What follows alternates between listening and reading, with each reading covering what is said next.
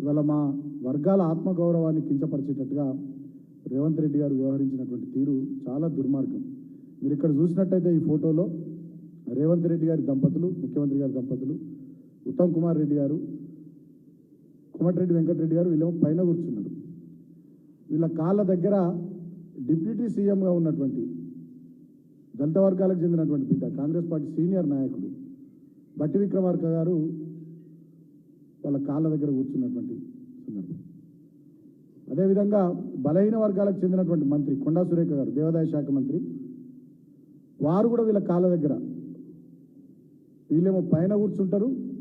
రేవంత్ రెడ్డి దంపతులు, కోమటిరెడ్డి వెంకటరెడ్డి గారు, ఉత్తమ్ కుమార్ రెడ్డి గారు బలహీన వర్గాలకు చెందినటువంటి కొండా సురేఖను వాళ్ళ కాళ్ళ దగ్గర కూర్చుని పెట్టుకుంటారు.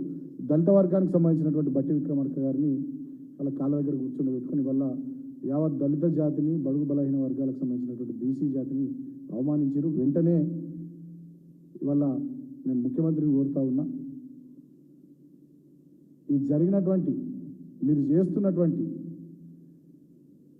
మీ ఆచరణ ఇదంతా కూడా ఇవాళ దళిత జాతి, అదేవిధంగా బహుజన జాతి, బడుగు బలైన వర్గాల ప్రజానికం గమనిస్తూ ఉన్నారు. సాక్షాత్తు దేవుని చెంతనే, దేవుని ముందరనే ఈ రకంగా మా దళితులకు, బలహీన వర్గాలకు అవమానం జరిగితే మా ఆత్మగౌరవం దెబ్బతింటే ఎక్కడికి పోయి చెప్పుకోవాలి, ఎవరికి చెప్పుకోవాలి? బట్టి విక్రమార్క గారు, వారి కుటుంబం మొదటి నుంచి కాంగ్రెస్ పార్టీ కుటుంబం. వారి అన్న మల్లు అనంతరాములు గారు ఉమ్మడి ఆంధ్రప్రదేశ్లో PCC అధ్యక్షుడిగా పనిచేసింది.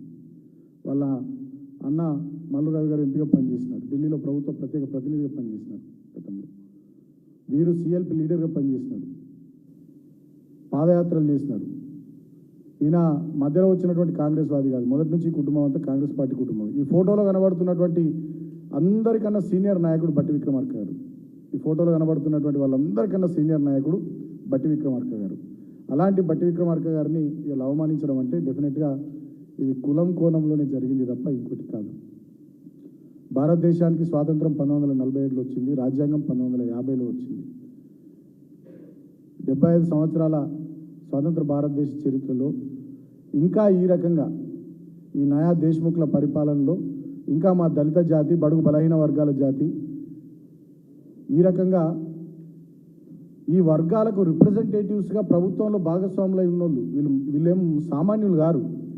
ఈ దళిత బహుజన వర్గాలకు ప్రభుత్వంలో రిప్రజెంటేటివ్స్గా, ప్రతినిధులుగా ఉన్నటువంటి వాళ్ళు, ప్రభుత్వాన్ని నడిపిస్తున్నటువంటి పెద్దల్లో వీరు కూడా భాగస్వామ్యులు.